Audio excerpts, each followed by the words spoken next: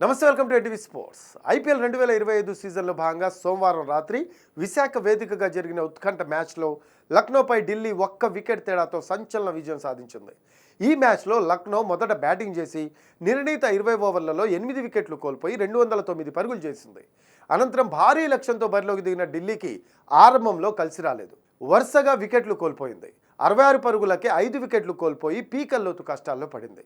ఈ దశలో విప్రాజ్ నిగమ్, అశుతోష్ శర్మ సుడిగాలి ఇన్నింగ్స్ ఆడారు. ఆఖరి ఓవర్లో ఢిల్లీ విజయానికి 6 బంతుల్లో 6 పరుగులు అవసరం. క్రీజులో మోహిత్ శర్మ, అశుతోష్ శర్మ ఉన్నారు. ఈ ఓవర్ను షాబాజ్ వేశాడు. తొలి బంతికి మోహిత్ శర్మ క్రీజు వదిలి ముందుకొచ్చి షాట్ ఆడాడు. అయితే బంతి బ్యాట్ను మిస్ అయ్యి వికెట్ల వైపుకు వచ్చింది. కీపింగ్ చేస్తున్న పంత్ సైతం బంతిని అందుకోలేకపోయాడు. ఒకవేళ ఆ బంతి కనుక దొరికి ఉంటే మోహిత్ శర్మ స్టంపౌట్ అయ్యేవాడు. అప్పుడు లక్నో మ్యాచ్ గెలిచేది. కానీ బంతి పంత్కు దొరక్కపోవడంతో మోహిత్ బతికిపోయాడు. రెండో బంతికి అతడు సింగిల్ తీయగా మూడో బంతికి అశుతోష్ 6 కొట్టి ఢిల్లీకి సంచలన విజయాన్ని అందించాడు.